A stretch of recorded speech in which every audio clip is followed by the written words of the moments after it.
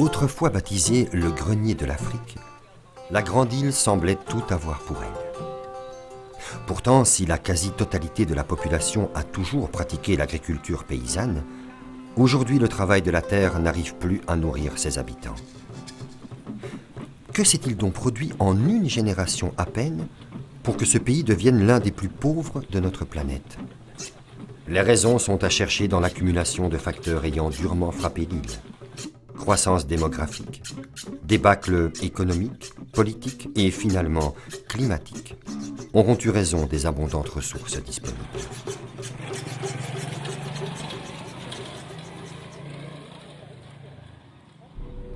Dérèglement climatique.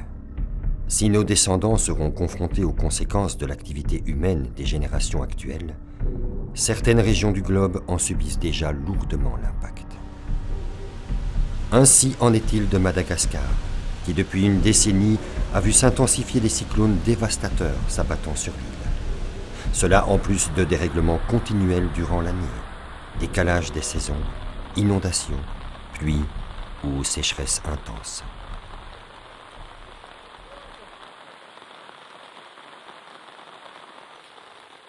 Faisant fi des aléas météo, Landry et Christin travaillent chaque jour le petit lopin de terre où ils ont développé une activité de maraîchage en culture biologique. Il s'agit de recourir aux principes de culture simples et naturels déjà pratiqués autrefois, enrichis d'avancées plus récentes comme le lombricompost. Des principes propres à la biodynamie, non-labour, couverture permanente du sol, rotation et association de cultures. Cela offre aussi l'avantage d'une production répartie tout au long de l'année, amoindrissant le risque de perdre tout le fruit du labeur en cas de ravage climatique. Les pluies anormales de cette saison vont compliquer le séchage du girofle. Il y a 6 mois, c'est une autre production typique de cette région côtière de l'Est qui fut compromise par l'intensité cyclonique, la vanille.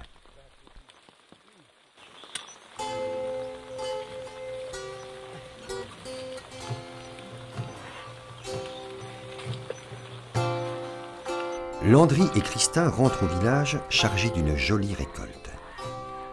Les autres villageois s'intéressent au plus près des avantages offerts par ces cultures de contre-saison. Elles complètent avantageusement l'activité risicole pratiquée depuis toujours par les paysans, mais sur des surfaces cultivables, se réduisant comme peau de chagrin au fil des ans. Ce soir, la famille est réunie pour griffer le girofle, c'est-à-dire séparer les clous en vue du séchage.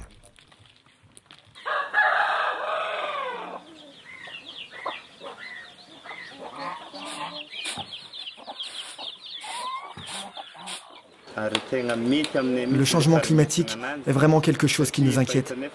Il y a urgence car nous nous rendons compte que les cultures que nous pratiquions jusqu'ici ne sont plus adaptées au dérèglement du climat. Nous avons compris tous les avantages de l'agroécologie qui suit davantage le rythme de la nature. Presque toutes les cultures que nous pratiquons aujourd'hui appliquent ces techniques de l'agroécologie. Je n'ai pas eu de difficulté à m'adapter. Ça a plutôt allégé le travail que je fais au quotidien, comme pour le repiquage du riz. Grâce à ces techniques, j'arrive maintenant à repiquer 5 parcelles en une journée. Comment ces nouvelles méthodes culturales sont-elles arrivées dans des villages reculés de la côte est de Madagascar?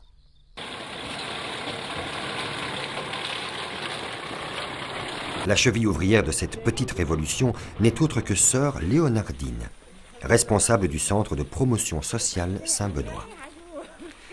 Elle s'en va régulièrement prêcher la bonne parole agroécologique dans les villages les plus inaccessibles de la région, parfois même joignables uniquement en pirogue.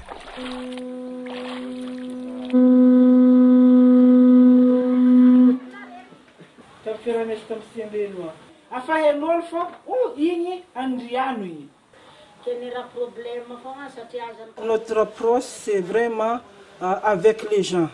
On cherche ensemble. Parce que dans les programmes sur la sécurité alimentaire, vers la souveraineté alimentaire, sur l'agroécologie, donc leur participation, c'est vraiment important pour nous. Donc ce n'est pas que Sœur Léonardine vient que je donne tout. Non, je reçois aussi avec les paysans. Donc c'est réciproquement. Donc on donne et on reçoit. L'équipe de 9 formateurs techniciens du Centre Saint-Benoît sera ensuite chargée d'accompagner les villageois volontaires pour une mise en pratique des nouvelles méthodes. Et le succès est déjà au rendez-vous dans de nombreux villages.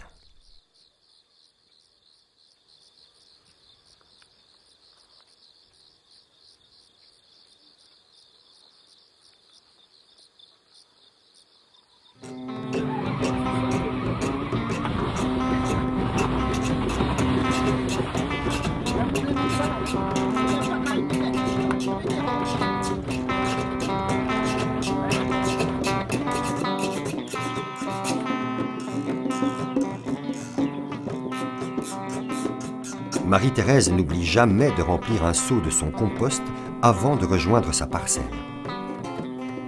Elle aussi s'est lancée dans le maraîchage, avec de nombreuses cultures en rotation. J'ai reçu beaucoup de choses du Centre Saint-Benoît. Tout d'abord, la façon d'améliorer le terrain, les techniques de jardinage. J'ai aussi bénéficié de petits matériels comme bêches, arrosoirs et râteaux. Et souvent, les techniciens nous rendent visite pour un suivi. Par exemple, quand il y a des maladies, là, sur les légumes, on leur demande de venir nous donner conseil. On reçoit même des cours pour la préparation de légumes comme les choux de Chine. Il y a beaucoup de choses qu'ils nous ont appris.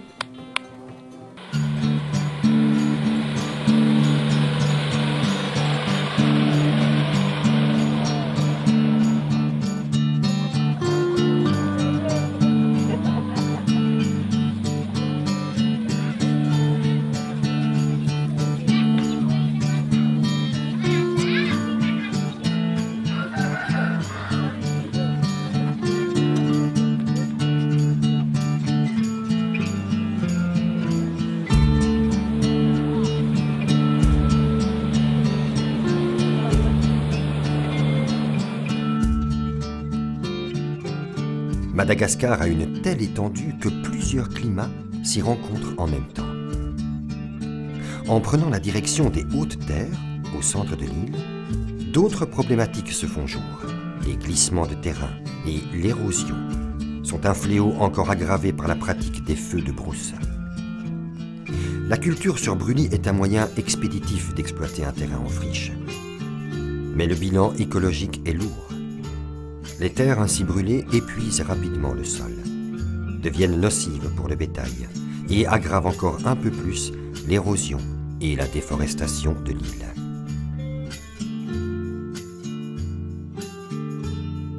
L'exploitation du bois est loin d'être gérée durablement. La demande en charbon de bois suit une courbe ascendante, en corrélation avec la croissance démographique. Un travail de sensibilisation est devenu une priorité, au même titre que la reforestation de Madagascar. C'est l'objectif poursuivi par les équipes de Caritas présentes sur le terrain. Vous voyez, nous voyons les trous de charbon. On a coupé les bois et tous les bois qui les entourent. On les fait brûler dans ces trous pour avoir du charbon. Alors, il y a beaucoup de gens qui pratiquent cette méthode-là dans cette région. C'est pour cela que nous voyons les paysans qui fait des trous pour reboiser les paysages avec des pommiers. Associer chacun à l'effort de reboisement contribuera sur le long terme à un changement des comportements. Le revenu potentiel que ces pommiers offriront aux paysans est du reste un aspect motivant pour tous.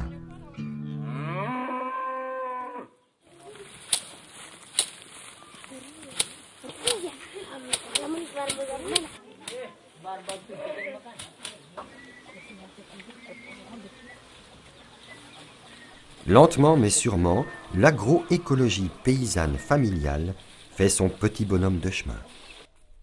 Des pratiques culturelles que les Malgaches s'approprient sans trop de peine, puisqu'elles rejoignent pour une bonne part des savoirs ancestraux toujours préservés sur l'île. C'est tout simplement qu'ici, ces savoir-faire n'ont pas encore été balayés par le rouleau compresseur de l'agro-industrie et de son arsenal chimique. De ce fait, Madagascar, longtemps resté à l'écart du développement, a peut-être une avance sur nous.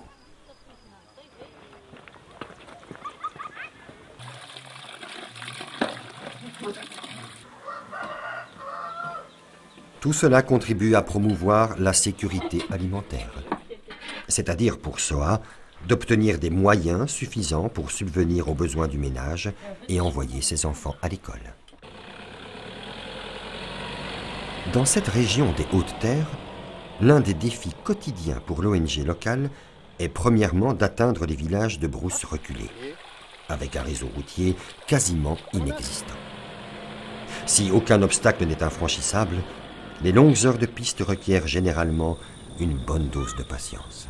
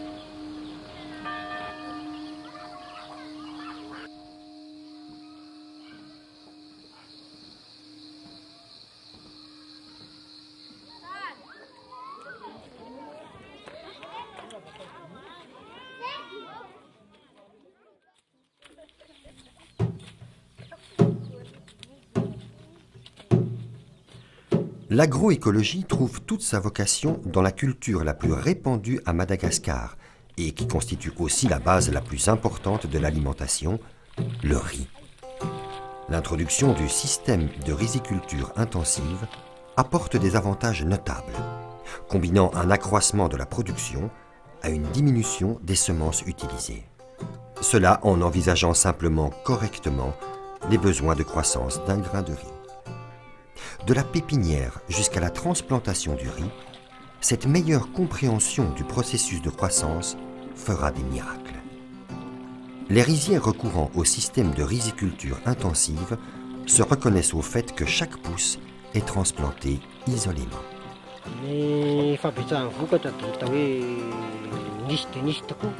On a une belle production.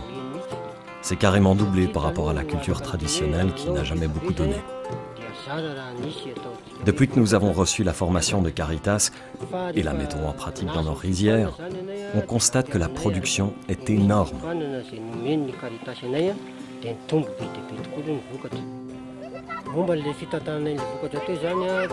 Pour ce qui est de la gestion de la production, une partie sera vendue pour subvenir aux besoins quotidiens du ménage ainsi qu'à la scolarité des enfants. Alors que Roger a toutes les raisons d'être fier, la plupart des paysans ignorent l'existence de ces méthodes, encore peu répandues à Madagascar.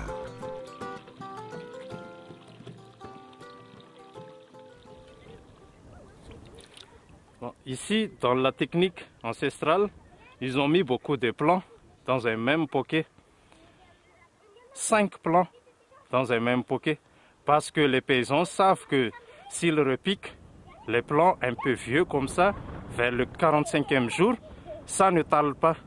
Et ils ont mis beaucoup de plants dans un même poquet pour essayer de rattraper le rendement.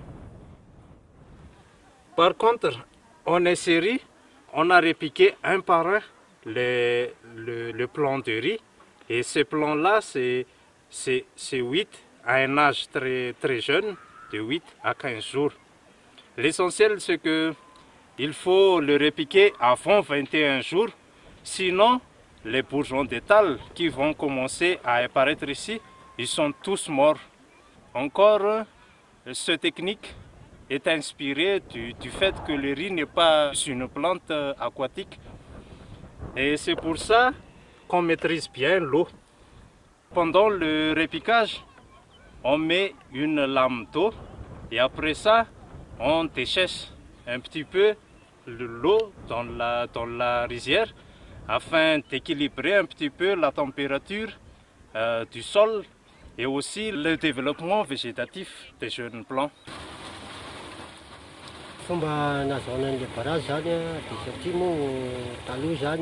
Lorsque ce barrage n'existait pas, on pouvait transplanter le riz qu'au mois de décembre.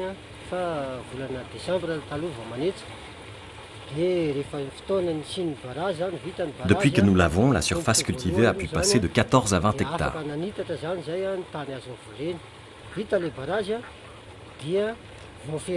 Suite à la construction du barrage, nous pouvons maîtriser l'arrivée de l'eau. Et nous pouvons transplanter le riz à n'importe quel moment, même au mois de septembre. Ce barrage a été achevé en novembre 2014 avec l'appui de Caritas. Nous avons été formés pour assurer la bonne gestion du barrage. Les membres de notre organisation paysanne contribuent à l'entretien du barrage par une cotisation annuelle, non pas en argent mais en nature. Nous avons aussi reçu une formation pour la gestion de la production. Comme elle a fameusement augmenté, nous avons érigé un grenier communautaire villageois. Il permet de gérer la période de soudure et de ne jamais manquer de riz.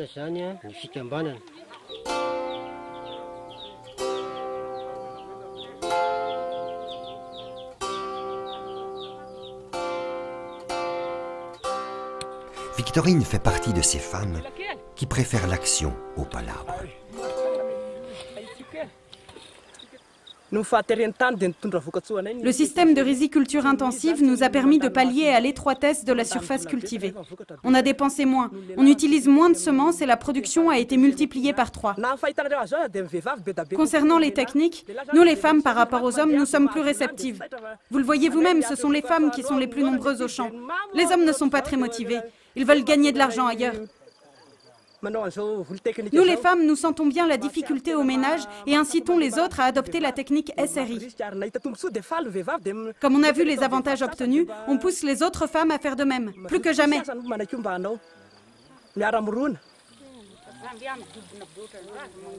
Si des solutions simples existent donc bel et bien pour un changement durable, là-bas comme chez nous, le tout est d'arriver à surmonter les résistances au changement.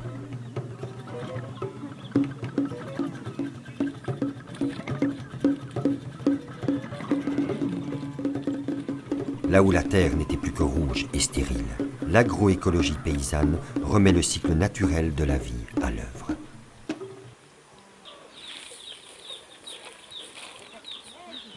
D'autres perspectives permettent une amélioration de la vie des familles paysannes, comme la promotion du petit élevage. Une avancée rendue possible grâce au revolving, à l'origine de ce joyeux piaillement.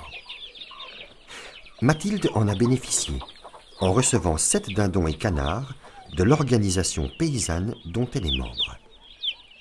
Lors de la seconde génération, obtenue en couveuse, elle a restitué le nombre de mâles et femelles reçus qui pourront bénéficier à d'autres membres. C'est le principe du revolving. Demain matin, je vais quitter ma maison à 5h30 pour amener les canetons au marché d'Antsirabe.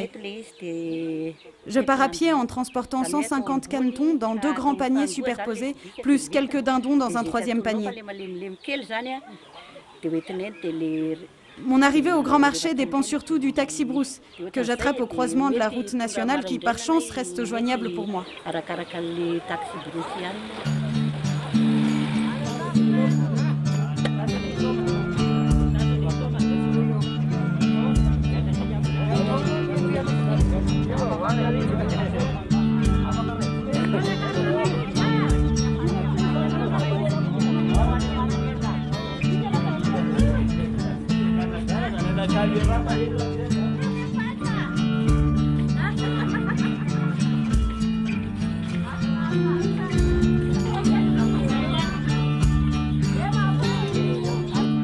L'activité de petit élevage rapporte environ 15 000 ariars par semaine à Mathilde, l'équivalent de 5 $.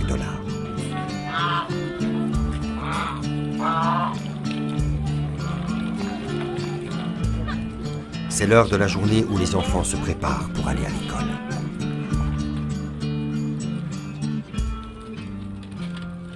La ville d'Antsirabe, elle, va continuer à s'animer autour de son marché quotidien haut en couleurs.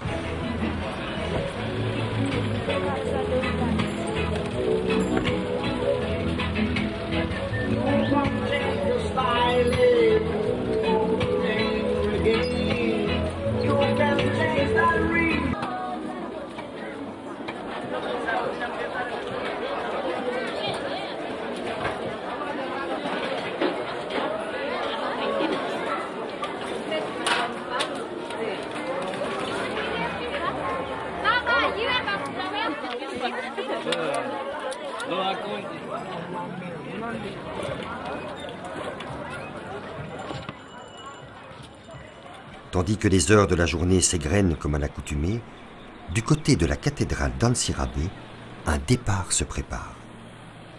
Un nouveau diocèse va être inauguré dans une région reculée des hauts plateaux, ce qui donne lieu à de grandes réjouissances.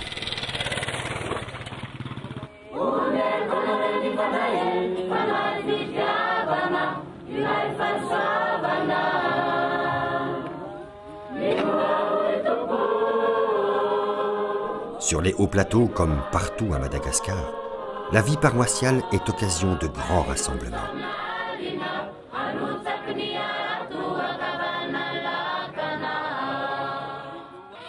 Au sein de ces paroisses se retrouvent aussi les organisations paysannes, dont sont membres à peu près tous les fidèles.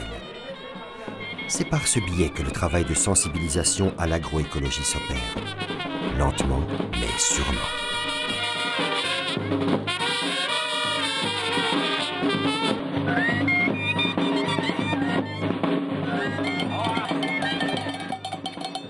Mes parents sont cultivateurs petits.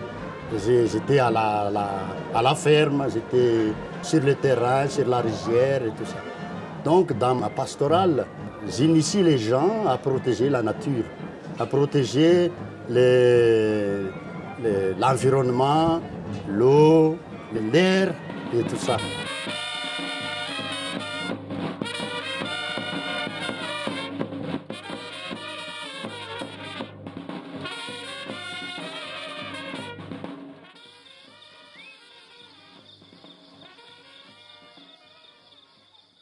L'Église prêche pour que les gens aient la vie, vivent mieux.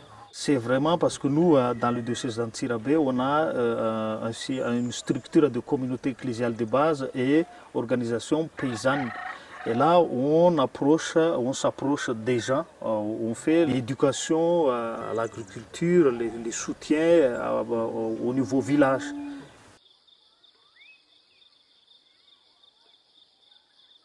Dans la culture malgache, il y a ce qu'on appelle fiavanan, c'est-à-dire la solidarité.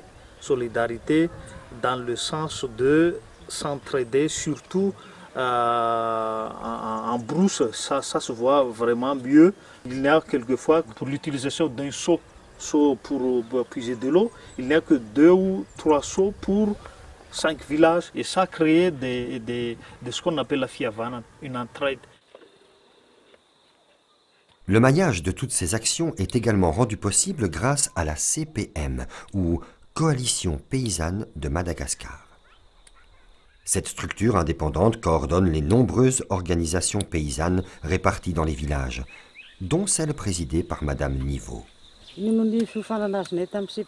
Suite à la formation de la CPM, nous avons compris l'intérêt biologique de mélanger culture maraîchère et arbres fruitiers. C'est la raison pour laquelle nous cultivons désormais entre les pommiers et les pêchers. Il y a aussi eu l'appui en alevin de la CPM. Nous avons reçu des carpes que nous avons multipliées pour ensuite fonder une association en pisciculture. Le produit est destiné à la consommation et à la vente. Sur les hautes terres, la Coalition Paysanne de Madagascar développe un programme d'action en coordination avec Caritas Antsirabe, permettant de réunir les forces en présence. Dans la région de Fénérive-Est, la CPM est aussi en lien avec le Centre Saint-Benoît sur certaines actions. Un programme commun dont l'objectif est d'atteindre la souveraineté alimentaire par la promotion de l'agroécologie paysanne familiale. Mais comme toujours, le financement de ce programme ambitieux reste le nerf de la guerre. Et c'est grâce aux dons de notre Solidarité du Nord que ce travail peut se poursuivre auprès de plus de 200 organisations paysannes dans ces régions de Madagascar.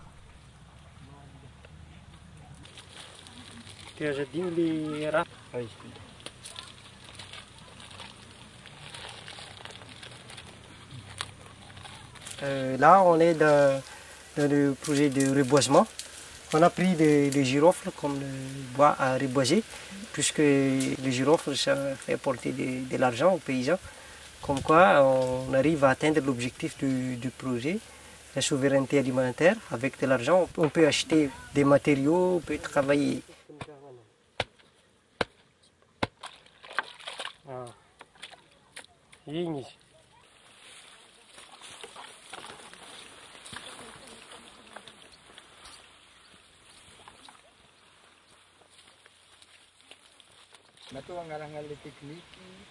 Nous espérons d'ici à la fin de cette année planter au moins par personne qui faisait planter au moins 100 pieds de girofliers.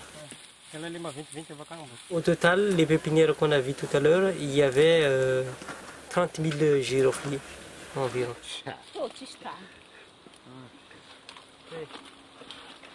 L'association prévoit de discuter avec les autorités locales du reste du giroflier. Parce que c'est sûr qu'ils n'ont pas assez de terre pour planter toutes les girofliers. C'est pour ça actuellement les membres de l'association ils préparent des plaidoyers avec les autorités locales, avec les maires, les chefs de village, les tangalamènes, comme quoi et qu'est-ce qu'on va faire du reste.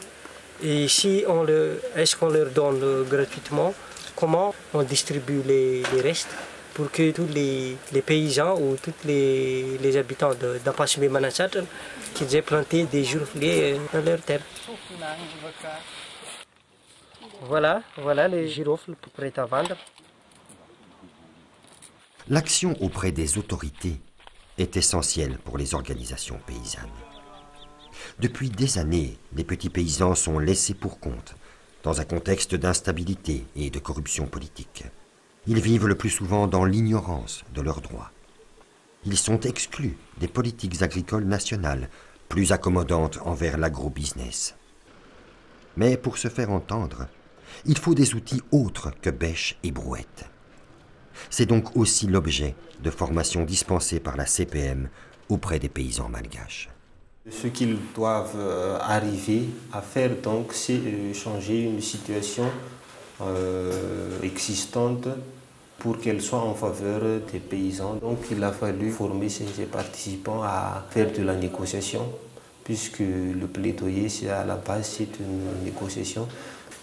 Qu'est-ce qu'il faut faire, quelles sont les étapes, comment planifier un plaidoyer, comment donc optimiser les atouts que chacun peut avoir au sein de sa zone d'intervention en fonction des réalités. Le programme, donc, au départ, nécessite un engagement, il nécessite aussi une motivation et il est surtout véhiculé par l'idée de l'entraide et de l'unité entre les paysans mêmes. L'un des enjeux actuels est de résister aux procédures d'accaparement des terres. Les actions de plaidoyer entreprises visent ici la reconnaissance de propriété terrienne. Un droit fondamental largement bafoué pour les paysans malgaches.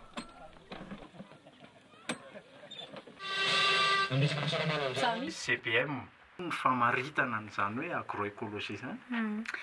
Dia natao hoe agroécologie dia famokarana. Nous sommes dans le studio de la radio Ads. C'est une émission intitulée Tatsanfapsar ou partage paysan. Le thème de l'enregistrement d'aujourd'hui, c'est la production par rapport au changement climatique.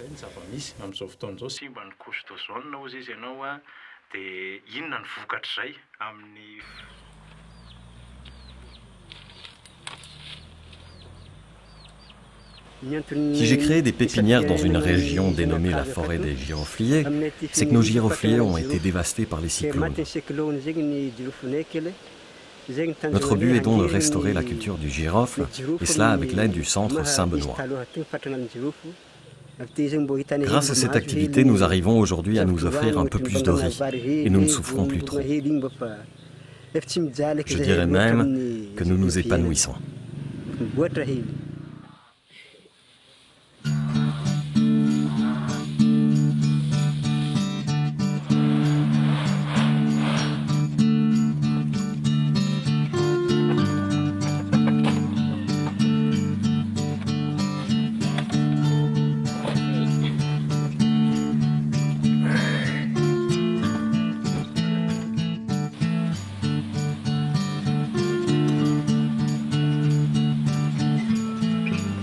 Madagascar. Les défis restent nombreux, mais l'espoir